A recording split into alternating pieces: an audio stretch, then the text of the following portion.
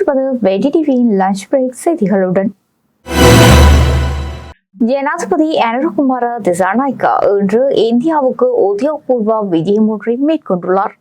அவர் ஜனாதிபதியாக பதவியேற்ற பிறகு அவர் மேற்கொள்ளும் முதலாவது வெளிநாட்டு பயணம் இதுவாகும். இந்திய ஜனாதிபதி திரௌபதி முர்முவின் அழைப்பின் பேரில் இந்தியா சென்றுள்ள ஜனாதிபதி இன்று முதல் 17ஆம் தேதி வரையில் இந்தியாவில் தங்கியிருந்த பல்வேறு உயர்மட்ட பேச்சுவார்த்தைகளில் ஈடுபட உள்ளதாக தெரிவிக்கப்பட்டுள்ளது.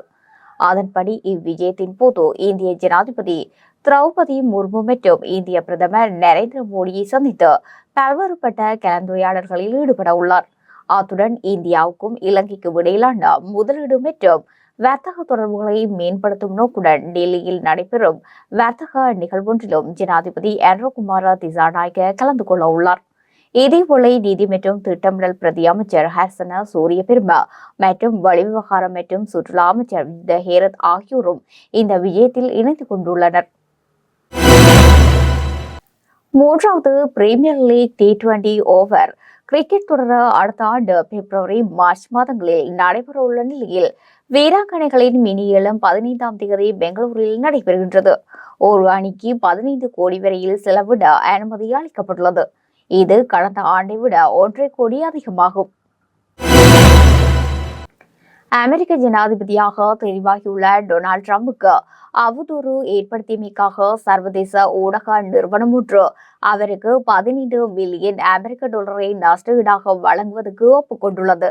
கடந்த மார்ச் 10ஆம் தேதி நேர்காணல் ஒன்றின் போது குறித்த ஊடக நிறுவனத்தின் நெறியாளர் டொனால்ட் ட்ரம்புக்கு எதிரான பாலியல் குற்றச்சாட்டு தொடர்பில் அவதூறாக கருத்துக்களை வெளியிட்டார்.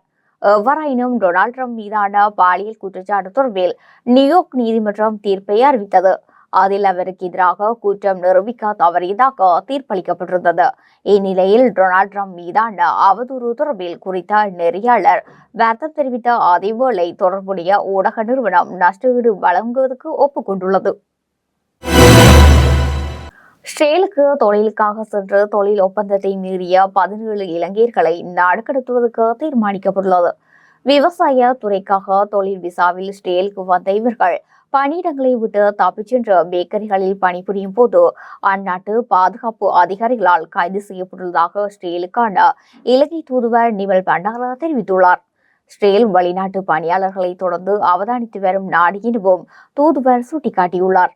வெளிநாட்டு பணியாளர்கள் இஸ்ரேலில் பணிக்கு வந்த பின்னர் அவர்களது விசா வகையை வேறு விசா வகைக்கு மாற்றுவதற்கான சட்ட சூழல் இல்லை என இஸ்ரேல் அதிகாரிகள் வலியுறுத்தியுள்ளனர்.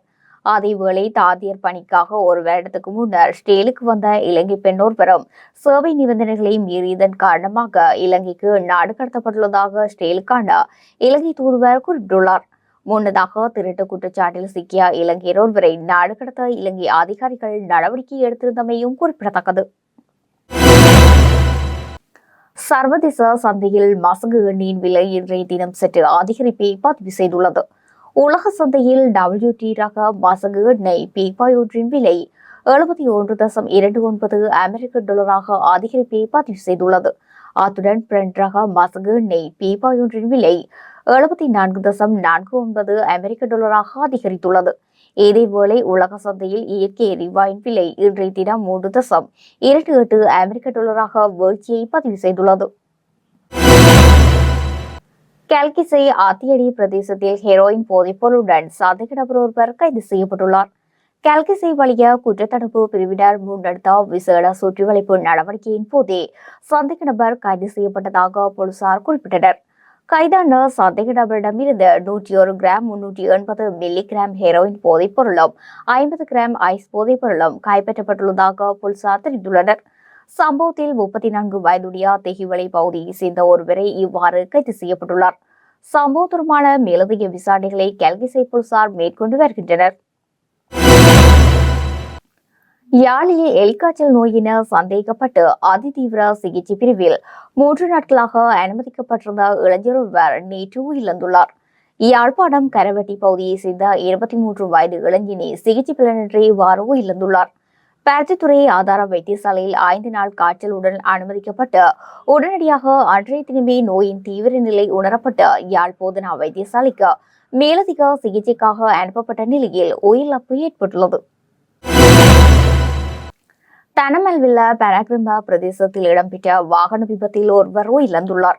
தனமல்வில்ல வெள்ளவாய வீதியில் பயணித்த பேருந்து ஒன்றும் மோட்டார் சைக்கிள் ஒன்றும் நேருக்கு நேர் மோதியதில் இவ்விபத்து சம்பவித்துள்ளதாக தன்மல்வில்ல போலீசார் தெரிவித்தனர்.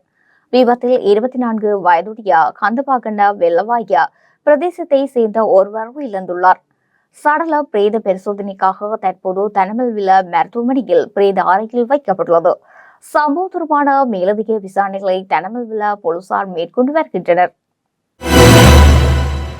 கனேடிய வெளிவிவகார அமைச்சின் அழைப்பில் இலங்கை தமிழரசு கட்சியின் யாழ் மாவட்ட பாராளுமன்ற உறுப்பினரும் பாராளுமன்ற குழுக்களின் தலைவருமான சிவஞானம் ஸ்ரீதரன் ஒட்டாவா நோக்கி பயணமாகியுள்ளார். இந்த பயணத்தின் போது கனடாவின் வெளிவிவகார அமைச்சின் இந்தோ பசிபிக் பிராந்தியங்களுக்கான பிரதி அமைச்சர் வெல்டன் ஏபாய் சந்தித்து உரையாட உள்ளார். இந்த சந்திப்பு ஒட்டாவில் உள்ள வெளிவிவகார அமைச்சின் அலுவலகத்தில் நடைபெற உள்ளது. அதன்போது பொறுப்பு கூறல் இந்தோ பசிபிக் பிராந்தியத்தின் சமகால அரசியல் சூழல்கள், தமிழ் மக்களின் நெருக்கடிகள் உள்ளிட்ட பல விடயங்கள் தொடர்பாக பேசப்பட உள்ளதாக தெரிவிக்கப்பட்டுள்ளது. கனேடிய பிரதி அமைச்சருடனான சந்திப்பின் போது இலங்கை தமிழரசு கட்சியின் திருகோணமலை மாவட்ட பாராளுமன்ற உறுப்பினர் சண்முகம் குகதாசனும் பங்கேற்க உள்ளார். இதேபோல எதிர்வரும் 23ஆம் தேதி வரையில் கனடாவில் தங்கியிருக்க உள்ள ஸ்ரீதரன் எம்பி அங்கு பல்வேறு தரப்பினரையும் சந்தித்து கலந்துரையாட உள்ளமை குறிப்பிடத்தக்கது. யாழ்ப்பாணத்தில் பல பகுதிகளில் பரவியிருந்த வைரஸ் காய்ச்சல் கட்டுப்பாட்டுக்குள் கொண்டுவரப்பட்டுள்ளதாக யாழ் சுகாதார பிரிவினர் அறிவித்துள்ளனர். காய்ச்சலால் பாதிக்கப்பட்ட 15 பேரை யாழ்ப்பாணம் மற்றும் பெருத்துடுவை வைத்தியசாலைகளில் சிகிச்சை பெற்று வருவதாக வடமாகாண சுகாதார சேவை பணிப்பாளர் வைத்தியர் சமன் பத்ரன தெரிவித்தார். எவ்வாறாயினும் ஒருவருக்கு ஒரு நாளுக்கு மேல் காய்ச்சல் இருந்தால் உடனடியாக சிகிச்சை அளிக்க ஏற்பாடு செய்யுமாறு வடமாகாண சுகாதார சேவை பணிப்பாளர் கோரிக்கை விடுத்துள்ளார். இந்தியா கிராண்ட் மாஸ்டர் குகேஸ் நடப்பு சாம்பியன் சீனாவின் டிங் ட்ரிலின் இடையிலான உலக செஸ் சாம்பியன்ஷிப் போட்டி சிங்கப்பூரில் நடந்தது. இந்த போட்டி 14 சுற்று கொண்டது. நேற்று முன்தினம் 14வது மற்றும் கடைசி சுற்று நடைபெற்றது. இதில் குகேஸ் கருப்பு நிற காய்களுடன் விளையாடினார். போட்டி சுமார் 3 மணி நேரத்துக்கு மேலாக நடைபெற்றது. 58வது நகர்த்தலில் டிங் ட்ரிலினை வீழ்த்திய குகேஸ் வெற்றி பெற்று உலக சாம்பியனானார். இதன் மூலம் 18 வயதிலேயே உலக செஸ் சாம்பியனான குகேஸ் வரலாறு படைத்துள்ளார். அதனால் குகேஸுக்கு அனைத்து தரப்பில் இருந்தும் பாராட்டுகள் குவிந்து வருகிறது. அந்த வகையில் டெஸ்லா, ஸ்பேஸ் எக்ஸ் நிறுவனங்களின் உரிமையாளரும் உலக பணக்காரருமான எலான் மஸ்க் குகேஸுக்கு வாழ்த்து தெரிவித்துள்ளார். குகேஸ் தனது எக்ஸ் தள பக்கத்தில் 18வது என்று பதிவிட்டிருந்த நிலையில் அதற்கு பதிலளித்த எலான் மஸ்க் வாழ்த்து என்று குறிப்பிட்டுள்ளார். கிரீஸ் நாட்டில் கடற்பகுதியில் அகதிகள் பயணித்த படகு கவிழ்ந்து விபத்துக்குள்ளானதில் 5 பேர் நீரில் மூழ்கி பரிதாபமாக உயிரிழந்துள்ளனர். கிரீஸ் நாட்டில் உள்ள தீவான கஸ்டோர் பகுதியில் நேற்று முன்தினம் இரவு அகதிகளை ஏற்றிக் கொண்டு வந்த மரப்படகு கவிழ்ந்ததில் நீரில் மூழ்கி 5 பேர் உயிரிழந்துள்ளதாகவும் பலர் காணாமல் போயுள்ளதாகவும் கிரீஸ் கடலோர காவல்படை நேற்று தெரிவித்துள்ளது. சரக்கு கப்பல் உதவியுடன் காணாமல் போனவர்களை மீட்கும் பணிகள் தீவிரப்படுத்தப்பட்டுள்ளது. இதுவரை மீட்கப்பட்டவர்களில் 29 பெண்கள் ஆவார்கள். அகதிகள் பெரும்பாலானோர் பாகிஸ்தானை சேர்ந்தவர்கள் என்று கூறப்படுகின்றது. காணாமல் போனவர்களில் சரியாக எண்ணிக்கை தெரியாததால் மீட்பு பணிகளில் சிரமம் ஏற்பட்டுள்ளது. சமீப காலமாக அகதிகள் படகு கவிழ்ந்து விபத்தில் சிக்கும் சம்பவங்கள் தொடர்கதையாகி வருகின்றன. மீகுட நகவத பிரதேசத்தில் காரில் பயணித்த ஒருவர் மீது துப்பாக்கிச்சூடு நடத்தப்பட்டுள்ளது. நேற்றிரவு நடைபெற்ற துப்பாக்கிச்சூட்டில் 32 வயதுடைய ஒருவரே உயிரிழந்துள்ளார். துப்பாக்கிச் சூட்டுக்கு இலக்காகி பலத்த காயமடைந்த நபர் ஹோமஹம ஆதார வைத்தியசாலையில் சேர்க்கப்பட்ட பின்னர் உயிரிழந்துள்ளார். துப்பாக்கிச் சூடு நடத்திய போது உயிரிழந்த நபரின் 1.5 வயது மகளும் மனைவியும் காரில் இருந்ததாக தகவல்கள் தெரிவிக்கின்றன. இது தொடர்பான மேலதிக விசாரணைகளை மீகுட போலீசார் மேற்கொண்டு வருகின்றனர். மிகவும் சிக்கலான மற்றும் சவாலான சர்வதேச இறையாண்மை பத்திர கடன் மறுசீரமைப்பு இலங்கை வெற்றிகரமாக நிறைவு செய்துள்ளதாக நிதியமைச்சு அறிவித்துள்ளது. அறிக்கை ஒன்றை வெளியிட்டு இதனை தெரிவித்துள்ள நிதியமைச்சு, இறையாண்மை பத்திர உரிமையாளர்களில் 98% பத்திர பரிமாற்றத்துக்கு விருப்பம் தெரிவித்துள்ளதாக குறிப்பிடப்பட்டுள்ளது.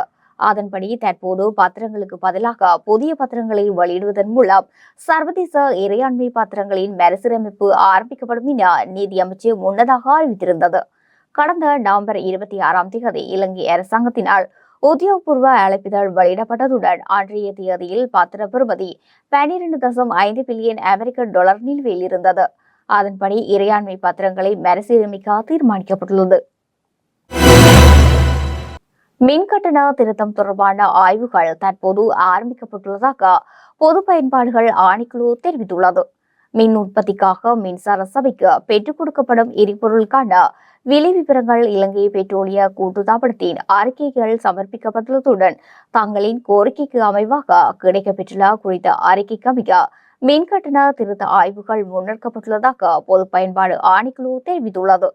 விரிவான ஆய்வறிக்கை எதிர்வரும் 14 பொதுமக்களுக்கு வெளியிடப்படும் என குறிப்பிடப்பட்டுள்ளது.